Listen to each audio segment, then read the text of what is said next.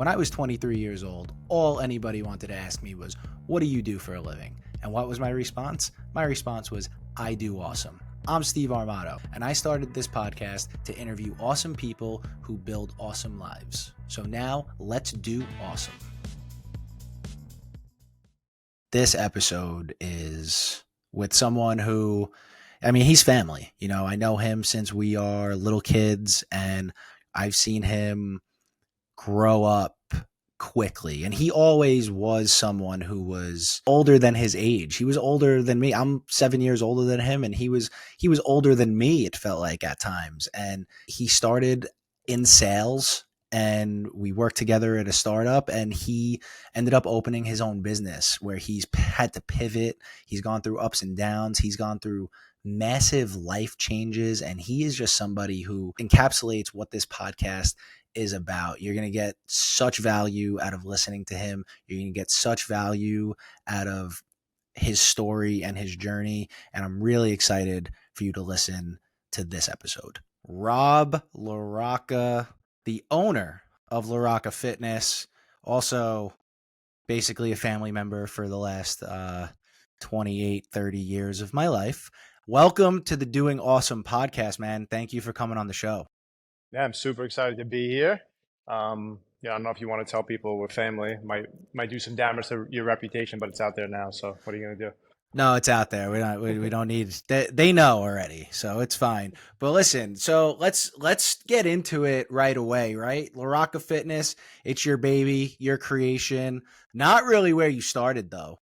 Like you were selling paint for Bear. You had your hands in a startup. Like, let's go back to the beginning of your journey and walk me through it and how you got to opening up a gym.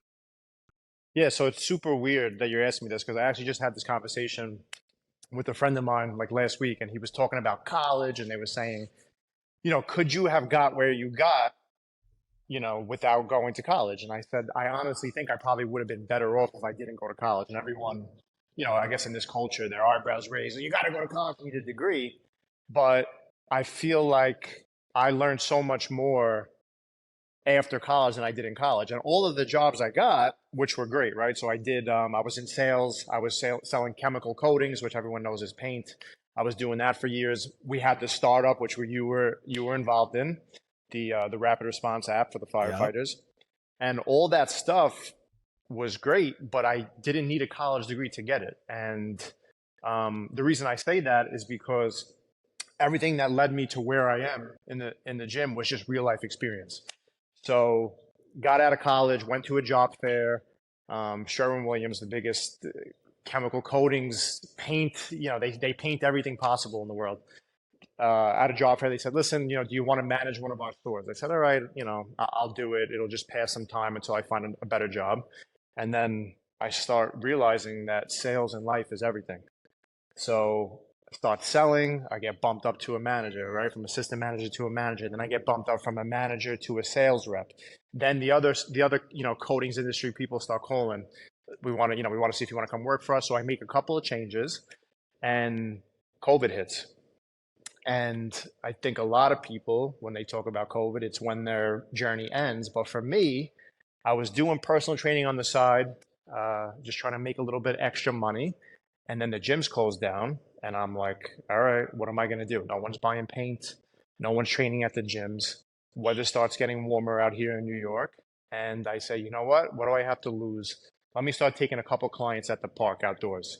And then that is literally what skyrocketed my career. That's just what sent me through the roof in training. I started building up a clientele. And then a couple of years later, I was faced with the choice. Are you going to take the safe route and stay with the paint and do the training on the side, or are you going to follow your dream? And that's what I did, and I went fully for it. That's incredible that you like just decided, hey, like it's time to go all in. Also, I kind of want to go back a little bit.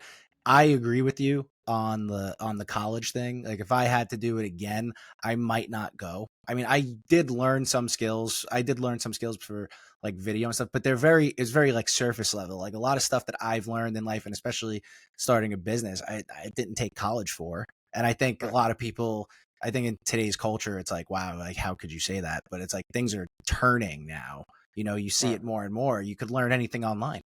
So You could learn anything, and I never had when I went for an interview or if I went for a promotion, I was always like ready to talk about my GPA. Never did they ever ask me, "Did you even go to college?" No one even cared no. because it's what you're doing. You could have the top degree, but if you can't sell anything in the sales world, they don't want to hire you. So it's an iffy subject. If you're a doctor, if you're a lawyer, obviously you have to go to college. But for guys who are taking the path that we took, everybody out there, just think before you take on $100,000 worth of student loans when, maybe you could start working at 18 or 19 and be 4 or 5 years ahead of the game. That's a game changer. Right. That changes everything. And I wish I knew that back then, but now I'm on the track now. But I want to talk about this too. Like what were, where you're at today? Like it's a successful gym. Like your social media is popping, like there's people coming in and out. What were some of the things that you had to go through to get to where you're at now?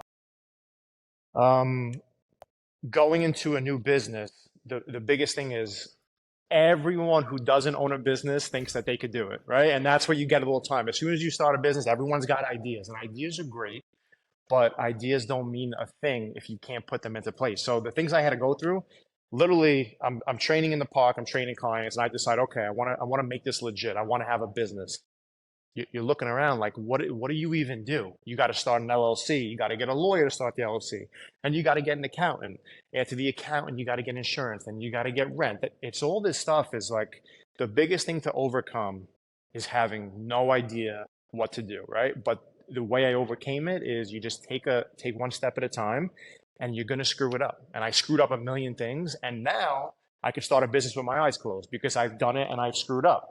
So biggest thing I've had to overcome is just not having the knowledge, but everyone starts without having the knowledge. That's what I've learned. Right. No one has it at the beginning. No, Like you just have to figure it out. And like you especially, I know you had the gym open for what, a couple months and then it flooded? I flooded. Yeah, the gym flooded. And then I remember that day, I remember like calling my father and saying, the gym flooded. And I was having this panic attack. And he was just like, listen, relax. It's not a big deal. And I was like, how do you say it's not a big deal? I got to close the gym down for a day. My clients, this and that.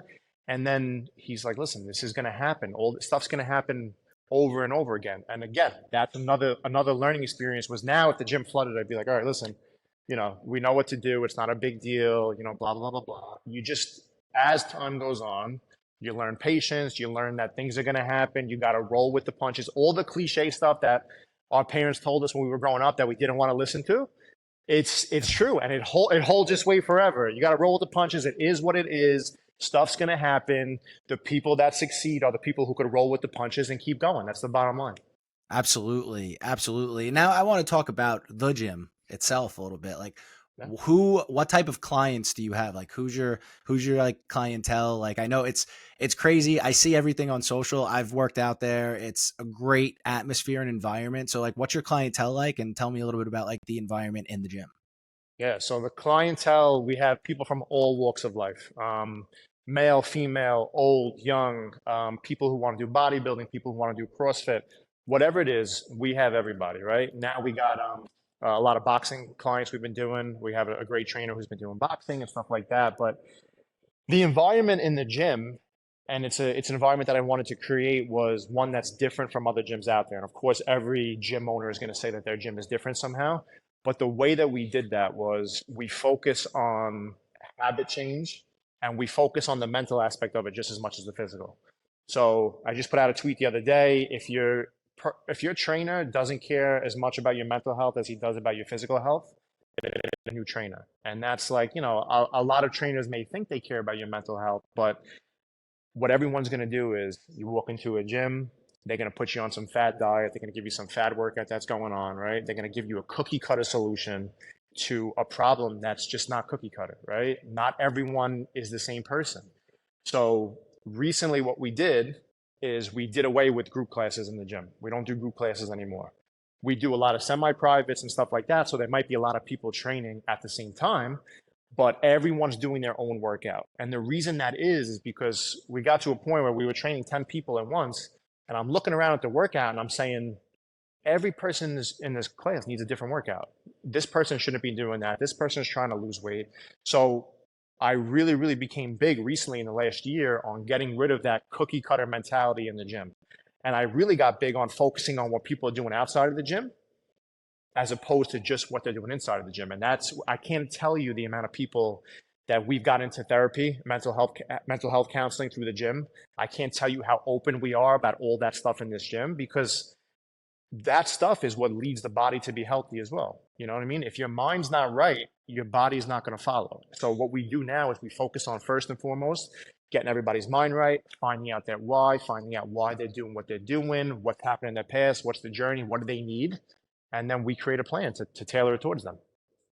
That's that's really amazing, and it's also really important. I feel like, you nobody in a gym really talks about the mental aspect of it. Like everybody talks about, nutrition and like are you working out X amount of times a week, but it's a lot of gyms aren't specialized specifically, to the person. So what you're doing is awesome. And like I know that's a change for you and it's a pivot, but it seems like a really good pivot. And I know you also have another part of the business where you have the vitamin drips, right? Yep. The you have that stuff. Can you talk about that a little bit? I know that's a big part of it as well.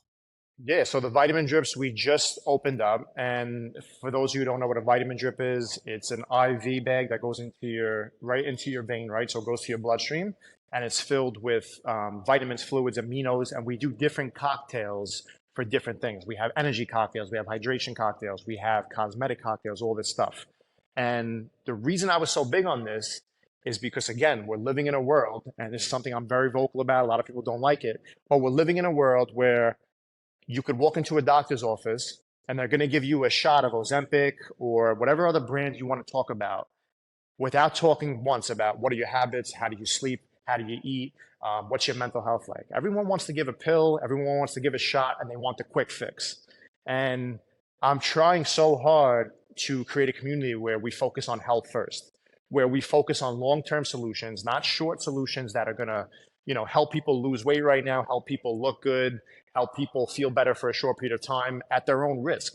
And the thing we say in this gym all the time, and the thing we say upstairs when we're doing the drips is, if it's not a long-term solution, it shouldn't be done, right? If you lose weight, if you lose 50 pounds and you can't keep the 50 pounds off, you were better off only losing 10 pounds than losing the 50 pounds if the 10 pounds was going to stay off. So it's the same thing, what I believe into my core.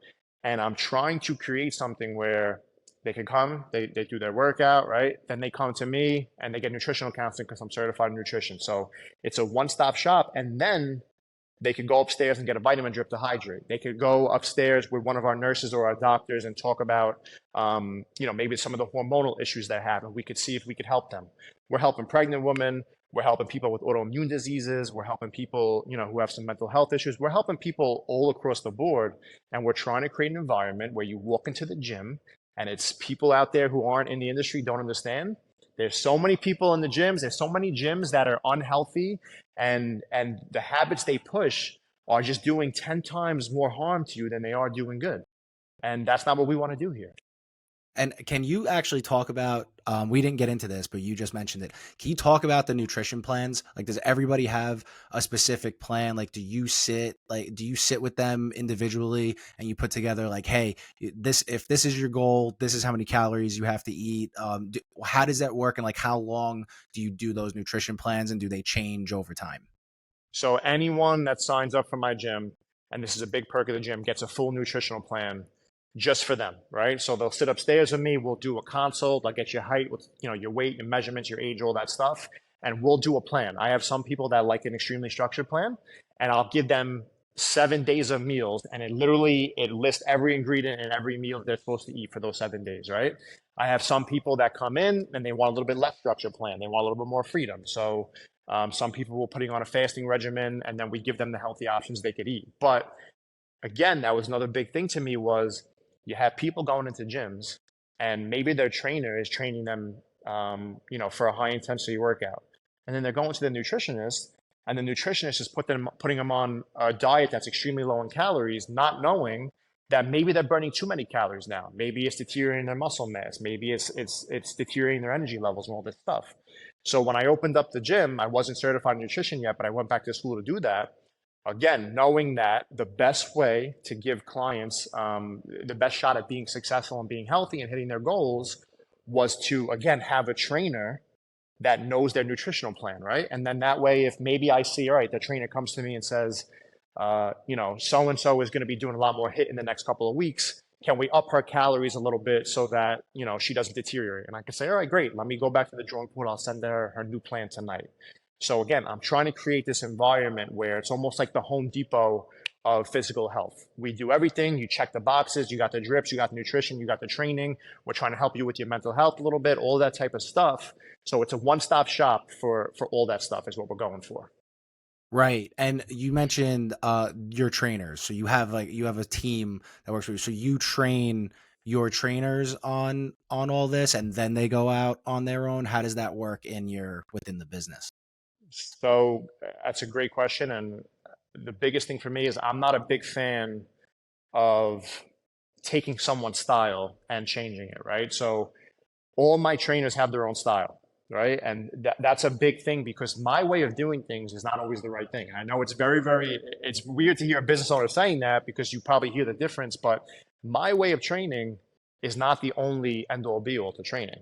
I got a kid, Christian, in the gym who's great. He comes from an MMA background and he does these crazy workouts where he mixes with the MMA, with the weights and stuff like that.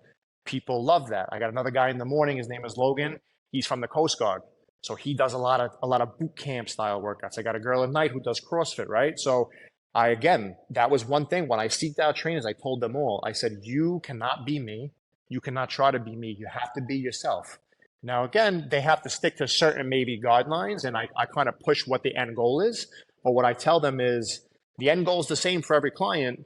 The way we each get there is going to be a little bit different, which is good because people are different. People want different styles. We got to give them options when they come into the gym. Yeah, and that's important too because a lot of, like you said, and I feel this way too, especially in a business like my way of doing things within a business might not exactly be the right way for somebody else, but like if the job's getting done to the best of that person's ability that you bring in, there's a reason you're bringing them in.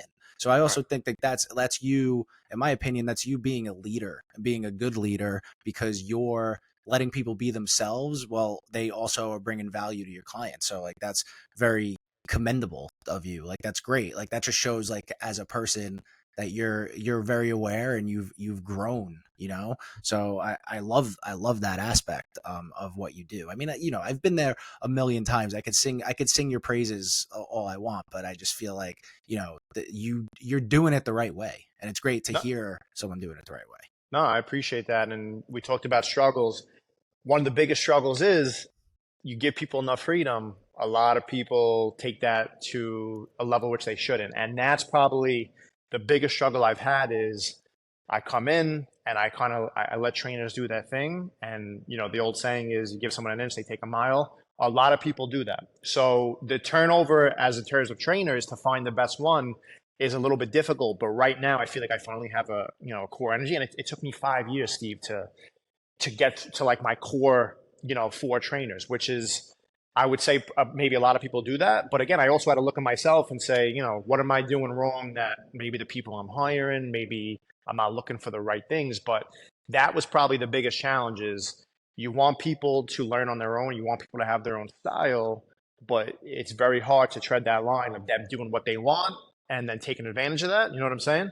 Right, absolutely, and that's what it takes time, man. Like I've been doing this same thing. We started our businesses about the same time, like Yeah. 5 years in now. Like I've run through editors, I've run through producers. Like you know what I mean. It's not a one size fits all in terms of your actual like the people you're hiring, but you just got to figure it out. You make mistakes along the way, and you look at yourself and you're like, all right, I know not what to do now, that's as important as knowing what to do, Right, right. realistically. And it never gets easier letting go of an editor, right? It's always like the hardest thing when you got to let go of someone and you gave them enough chances. It's a difficult part, I'm sure of owning a business is like, oh, I gotta let this person go. That's a Right. hard conversation to have. Right. And it's tough and you just have to, you figure it out. And then like you're like, "Oh, but can I bring in somebody?" Or maybe they do a really good job and you're worried about somebody coming in and keeping the quality of the work up, but maybe they're just not the right fit. So it's tough. But I want to also pivot to this cuz you're on, you're from Staten Island. I want to really talk about like, where you grew up and like how that shaped you. Like we're from the same place. So I want you to talk about like how did where you grew up shape you and like help you like as you went through life?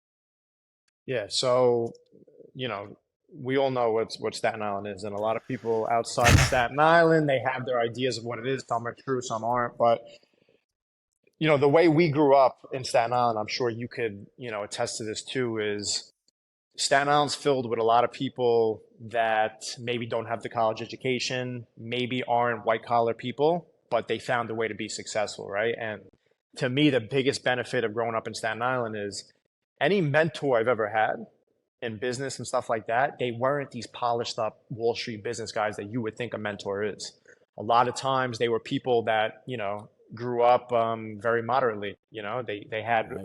moderate upbringings. Sometimes some of them were poor when they grew up, and they created something. They create these businesses that make them extremely successful. So growing up in Staten Island, there's a lot of people on the other side of the coin, which you don't want to look up to, and I understand that. But there's a lot of working class people out here that came from nothing. They have no degrees, they have no formal education, right? And these guys, it's almost like they just the only thing they were thinking of was success. And sometimes I say it, and I don't mean this to insult anybody, but sometimes I say some people are too stupid to fail, because a smart person, right, that maybe has little degrees is going to sit there and think of every single way something could go wrong. They're going to sit there and say, well, if we do this, they're going to think of every single risk. And a person who maybe doesn't think like that is just going to go full force. And 9 out of 10 times, the person who goes full force, maybe they'll fail, but they'll get there a lot quicker than the guy who's just too busy sitting there thinking about every single possibility and every way to do it. You know what I'm saying? Does that make sense? That makes perfect sense. And it's true. It's true though. Like it's not, and that's not really an insult because you see it a lot too. Like there are people that are, or people think are like so smart, right? There are like people like that is one of the smartest people that I know, but that person is in their own head like all day long All and the time. they never get anywhere because they can't. They're just in their head. But the person that is just like, I don't, yeah, all right, there's risk. I don't really care about the risk. I'm just going to go do it and I'm going to keep going forward. And all of a sudden, they're successful. They have a successful business. They have this, they have that. And it's like, wow, all right, that's a person that you really look up to. And, you mentioned having mentors, right? Every mentor you ever had. And like, so that means that you're a person that, builds relationships. Like, how important are those relationships to you? And like, do you have any advice on how you like kind of nurture those relationships and keep them going? Yeah. So, I mean, listen, mentors are a mentor. A lot of people think a mentor is someone who's going to sit you down on a weekly basis. And there are mentors like that. But you could have a mentor that you never met before, right? That you, especially now in the world of social media and these books and stuff like that, you could have a mentor that lived, 100 years ago and you read what he wrote, and that could be your mentor. So that's pretty much the way that I go about it more. But especially in the gym, what I've noticed is a lot of successful people, fitness is a big part of their life. So I've had so many people that started as clients. And, when you're training someone, you have an hour, you're sitting there, you have a little off time between sets sometimes.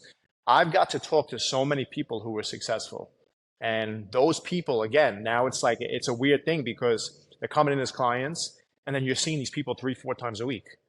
And now it's like, and this is what I tell my younger trainers. I say, the amount of people that are going to walk through these doors to get in shape, help them get in shape, right? Give them everything they need, and then just watch them and listen to them.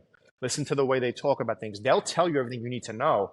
And as soon as, these type of people, these successful people, as soon as they see like, wow, this guy's here at 5 a.m., he's training, he's a young guy, my other trainers, they're here late at night. People like that, they gravitate towards people that are like them.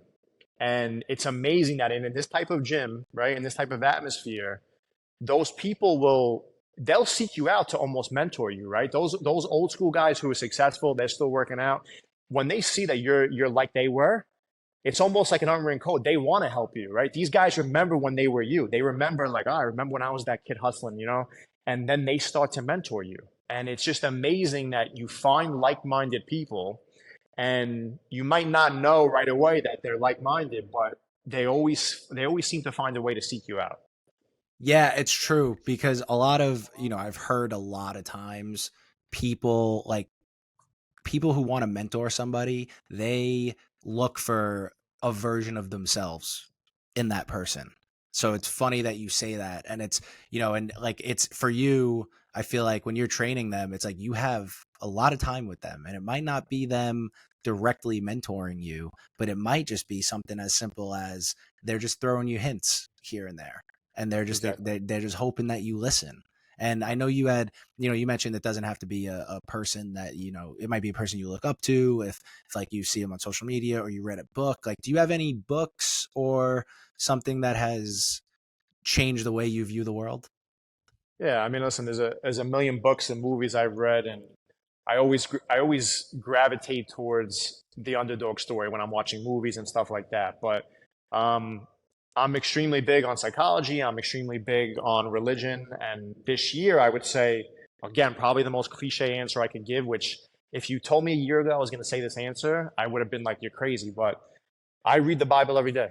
And I finally found my faith this year, and I did. I went through a bunch of hardships in my personal life. But if you ask me the single most important written piece that's ever been written that's timeless, it's the Bible. And I don't mean the Bible because a lot of people, if you've never read the Bible, if you haven't, practiced a Christian faith or anything like that, you might think the Bible just says, in big letters, love everybody, don't do this, don't do that.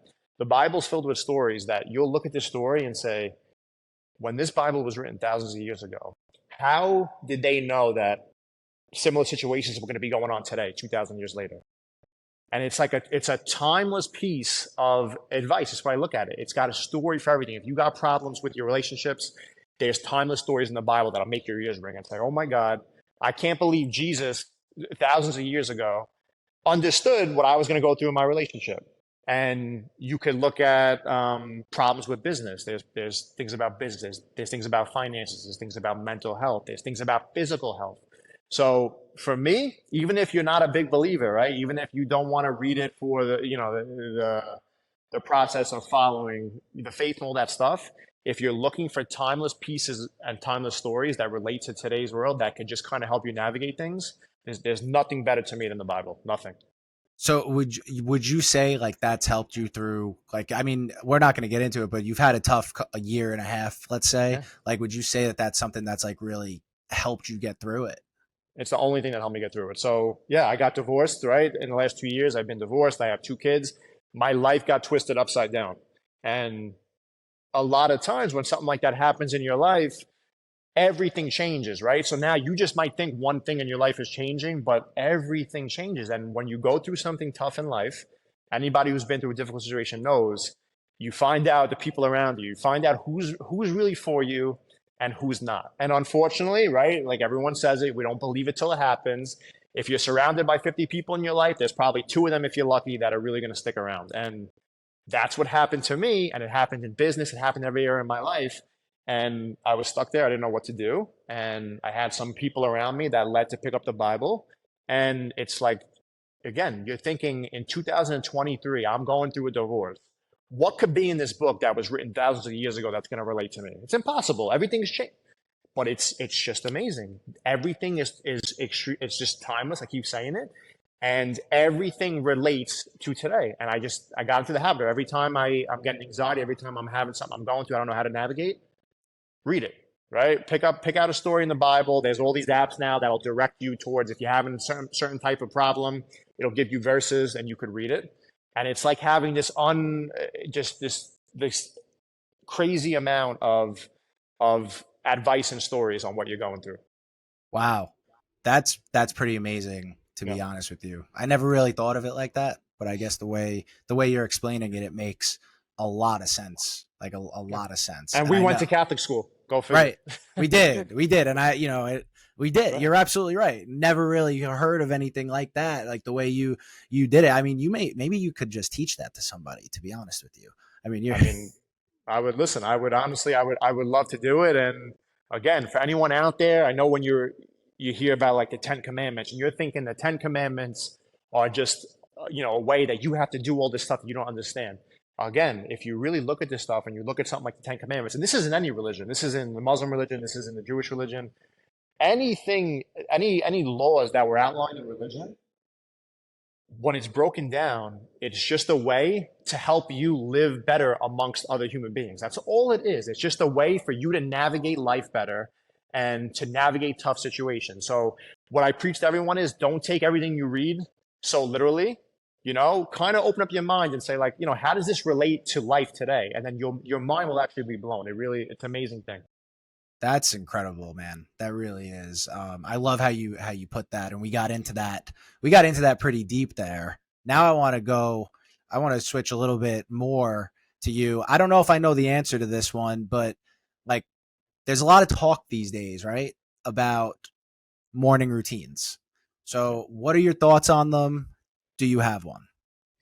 My thoughts on morning routines are it's just such a cliche because you see all these guys on podcasts like us, and you would probably expect me, I'm a gym guy, you'd probably expect me to, to brown my eye and say, in the morning, you got to get up, you got to take an ice bath, you got to run 6 miles, you got to write down all your goals. Listen, anybody, if you're out there and you're trying to be successful and you're looking at these people's morning routines and thinking like, I don't know why I can't do that, you're not alone. Like the morning, it's an important part of your day, but let's be honest, right? You're not gonna wake up at 3:30 in the morning, do the ice bath. I'm not saying this stuff isn't good. It's great. But if you really want to be successful, the best morning routine is to get as much sleep as you possibly can.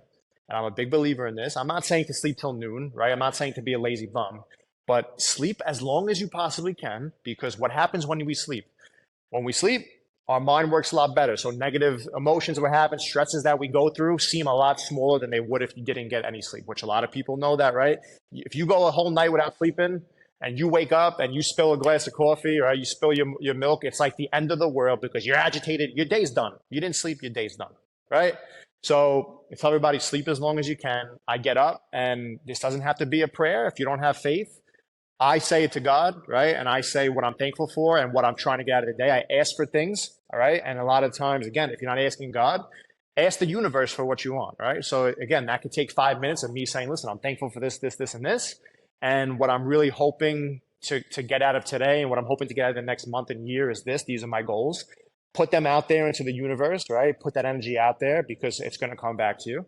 And whatever you want to do after that is what you do, right? So it's just the mornings to me are about staying relaxed and having a nice start to your day. And the best way I can think to do that is just to lay in my bed, to say a prayer, to talk a little bit, and then I get up and start my day. But what I'm learning, especially now, and I don't know if it was like this in past generations, is everyone's exhausted, everyone's stressed out, everyone has health issues because of everyone's on the phone before bed.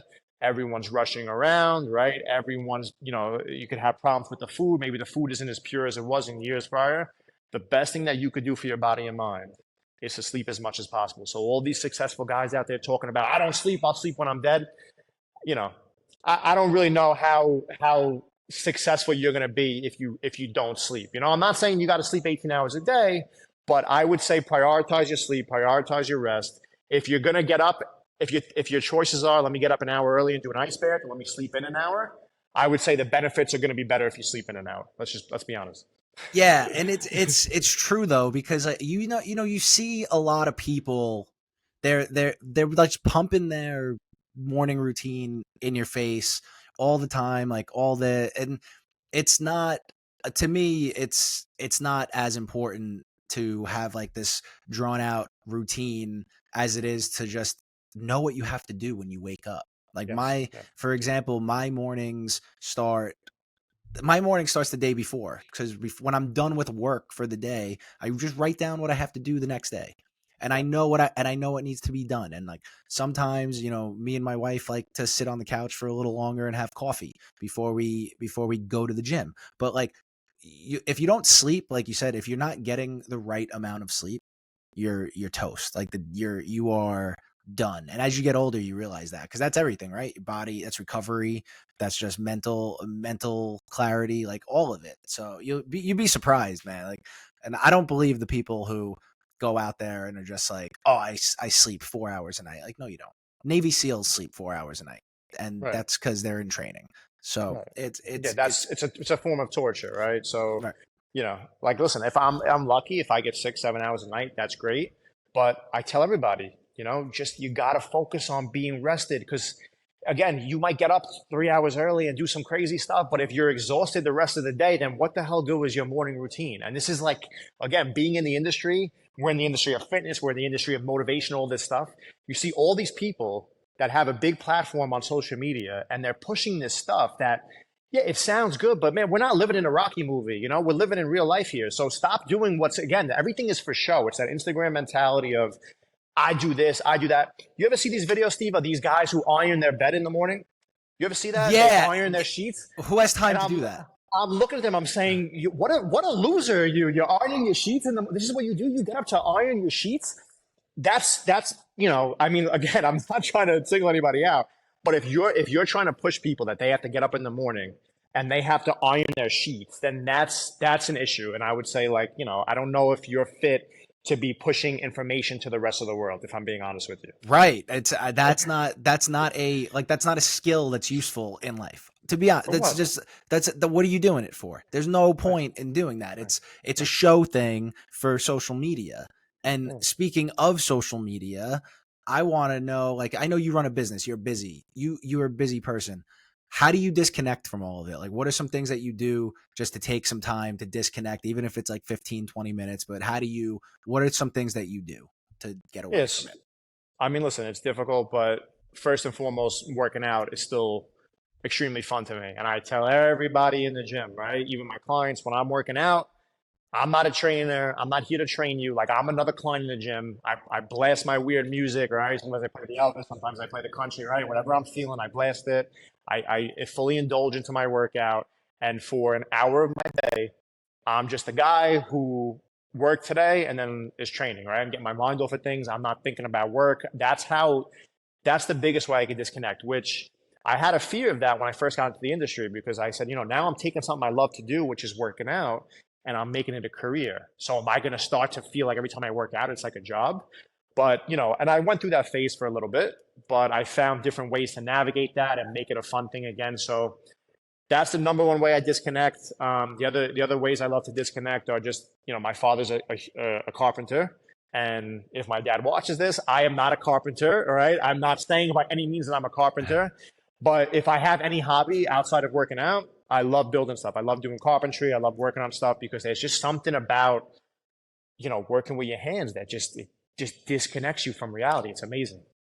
You know something? It's really funny because I remember this is has to be a few years ago, because your father is a craftsman. Like, the guy is a master at carpentry, but he was Yeah. working at my parents' house, and he was like, he's like, Robert thinks that just because he has a house now and he fixes stuff himself, he thinks that he knows what he's doing. He doesn't know what he's doing. He's like, I look at it, it looks terrible. I was like, Uncle Bobby, come on, man. Like, just let him have it. I understand, because I don't know how Yeah. to do anything. So, Yeah. I can't do anything. I tried. I just screwed my drawers in. I lost screws. It took me 3 years to put the screws back in. So, we're working on things. Listen, It's a, listen. I mean, if there's anyone that I'm showing, I don't even show him my work now. Like, I got better over the last couple of years of just screwing things up enough. But it's funny. I actually recently built a bar table, and I did it in secret. I didn't want to tell him because I didn't want to hear his opinions. I didn't want to hear him tell me the way to do it. So I did it. It came out great, and I waited like maybe 4 months. And I was at dinner one day, and I was like, yeah, I built this. What do you think? And he's like, he looks at the phone, and I could tell in his head he's going back and forth between, should I tell him how he screwed up, or should I just let him have the moment? right. And he's like, oh yeah, it looks good. And I was like, in my head, I'm like, all right, you've probably seen 15 mistakes, but um, listen, I'm not going to ever live up to my father. But again, I do understand why. Like, my father loves to work. Right. And like, if you ask him, like, you could do electrical work, you could do this, you could do that, what you don't know how to do, he'll say, like, he gets excited about the carpentry jobs. Like Yes. that artistic stuff where he has to create something. Like, I don't know, man, but if you've never done carpentry, I would say just like take a shot at it, and then you'll have appreciation. Like, you'll come into someone's house and look at their molding and be like, that's incredible, right? Because something that maybe you never looked at before, never understood what goes into it. But building is an art, man. And sometimes I don't understand. Like, we don't give general contractors, we don't give construction, we don't give them enough credit. Like, you know how difficult it is to make something that's level. You know how difficult it is to build even a box that's level. If you've never Right. done it, it's like so difficult. And we're looking at things all around that we're taking for granted. It's amazing. Right. Absolutely. You're absolutely right about that. Like, that is art to its finest right there. Yeah, No, yeah. And it's patience, unbelievable. It's patience to its exact finest too. So exactly. So now let's talk about this, right? This is the reason that we have this show. What does living an awesome life mean to you or look like to you? It's not as extravagant as you would think. What living an awesome life is to me is being surrounded by be surrounded by my family first and foremost. Having financial success that's enough for me to take care of the people around me, which is huge. And again, whenever I say my prayers, whenever I put things down to the universe, I'm not asking for financial success so that I could splurge and do this and that. I want to take care of the people around me. That's second. And third thing is to have my health. So it's probably the simplest, most dry cut answer. But just having a beautiful house that I could come home to, it doesn't have to be a crazy mansion. Having my family around me, having my physical health and my mental health is great. And again, just knowing that the work that I do, what I get up every morning to do, helps me take care of the people around me. It helps me take care of my parents, helps me take care of my significant other, helps me take care of my friends. Whoever I could take care of is who I want to take care of. And then the last piece of that is doing something meaningful every day with my career. And I feel like I found that. I feel like maybe that will pivot in the future. I don't know. But every day I get up now and I know that when I go to work to make money, I'm doing things that are changing people's lives. So, you can't beat that. And I see so many people out there that are living life and they could be making $1 million. They're not doing anything of substance. They're not doing anything that is, making a difference in the world. And they know that. And we're human beings, man. We need a purpose. We need to get up in the morning and know that what we're doing is making a difference. And, that's the biggest thing I stress to everybody too. You might have a cushy corporate job and you might want to quit it. In the back of your mind, there's going to be a million people around you that are going to say, don't do it. You need the comfort, you need the security, you need retirement. Dude, it's 10 times better to make less money and do something that feeds your soul every day, right? Like, I tell everybody, your soul has got a currency. So you want to feed your soul just as much as you feed your pocket, right? That stuff, money will come if you're doing something that you love. So for me, those 5 things, just having my health, my family, having enough financial success to take care of people around me, and also doing something that I love, that I know is making a difference, that's heaven to me. That's the dream. That's and the thing about that too is you're right. So many people don't really, they might be making a lot of money, but they're not happy. So then what's the point? Really? What's the point of it if you're not going to be happy? And like What's you the just payoff? when listening to you talk about it, like you could see the fire when you talk about this. Like you could see the fire in your eyes when you love getting up every day, you love helping people. And that's incredible. And that's the reason that I had you on the show. So Yeah, listen. I that, appreciate it, man. And I just the biggest thing that we could do, especially guys like you and I, is just push to the next person. Is take the shot, take the shot, quit. You know what I mean? Like I tell everybody all the time, if you're gonna like, another job will be there, right? Like there's always gonna be another way to make money. What are you worried about? What you should be worried about is one day, hopefully 50 years down the line, you're sitting on your deathbed and you're looking back at your life and you're realizing like I didn't do one thing in my life that was worthwhile. I didn't chase one dream. And I think there was a study done on this. You've probably seen it. They questioned people on their deathbed. The number one thing was I led my life in a way that other people wanted me to do it. And yep. I wasn't true to myself. And again, how many people are living their life with their eyes closed? They're following, the behind of the sheep in front of them, so to say. They're just going in the line. And then one day you're going to wake up, man. Life's going to go like this. It's going to be 40 years down the line. You're going to be looking back at your life and realizing, I had one shot at this thing and I lived it scared and I lived it not chasing my dreams. It doesn't matter how old you are. You could still chase your dream. You still have enough time to do what you want to do. And I promise you it's going to reward you. Absolutely. Absolutely. I can't even say that any better than that. But you're right. I did see that study. It was on social. It's crazy that that's what all people on their death, it's regret that they have. Okay? You don't want to have regret. So No, that's and the worst thing in the world. it's the Worst worst thing. thing. So this is a quick pivot to I ask everybody who comes on the show. All right. What's your go-to karaoke song? Oh man, go to karaoke song. I'm a big Elvis guy, so I would have to say, even though I'm a big Elvis guy, it would have to be a Bon Jovi. I think "Living on a Prayer" is probably my go-to karaoke song, That's which might be probably that might be cookie cutter. I think a lot of people might say that, but I mean, listen, when it's on, you can't help but jam out to it. It doesn't matter. no, you're the first one who said that. So that's good. You know, I, it's the I was first. at a Met game the other day, and they had a karaoke thing and they played it, and it's like, there's thousands of people around. You just can't help it. It's Bon Jovi. You got to sing it. Right. You have to. You belt it at the top You of your belt it, and lungs. then Right. your arms start to go. You know what I mean? It's just like it's something. I think they put something weird. They put some subliminal messages in that song that make you just like have to sing it when it's on. I don't know. I so now before we get out of here, I want you to tell everybody where and how they can find you. Yeah, so you could find us on LaRoccaFitness.com is my website, or you could find us on Instagram at LaRocca Fitness. Real easy. I'm sure Steve will put up a tag below.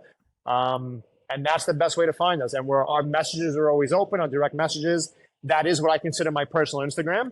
So if anybody has any feedback, if anybody just wants to talk, if anybody wants to learn more about the faith and the Bible and stuff I spoke about, just shoot me a DM, fill out our form on the website, and I will be the first one to see it. Awesome. Rob, thank you so much for coming on the show today. This was amazing. Love talking to you. Me and Alex still have to get to the gym, by the way, I to know. you. I'm waiting. I know. She texts me. She's like, "I'm gonna be in Staten Island tomorrow," and then she doesn't show up. Well, sometimes we actually, what happens is sometimes we plan on coming to Staten Island and then something changes. So it's like like the last time I texted you, I was supposed to come, didn't come. It's just like we were supposed to go to Staten Island and the plan changed. So Well, tell her those chin ups. I followed the chin up story very closely, okay, and congratulations on the chin up. That was great. I was like looking every day. I was like, wow, when is she gonna get it? And she did it. Yeah, she set her mind to it, and she did it. It's amazing. dude, I think her she killed it. She went. killed it. She said it for the end of the year. I was like, dude, how awesome it is. It's August. Like you Yeah. killed it, What man. now? The next goal. Now we need the next goal. Tell her we're looking for the I next thing to follow. I Come on, I'm waiting. I got I nothing. absolutely. I'll tell her when we get off this. All right. Absolutely. So All right. everybody, thank you for listening. Don't forget to go leave us a review on Apple and Spotify, wherever you get your podcast. Follow us on YouTube. We're going to blow this thing up. Thank you for listening to Doing Awesome. Rob, thank you again. And we will see you next week.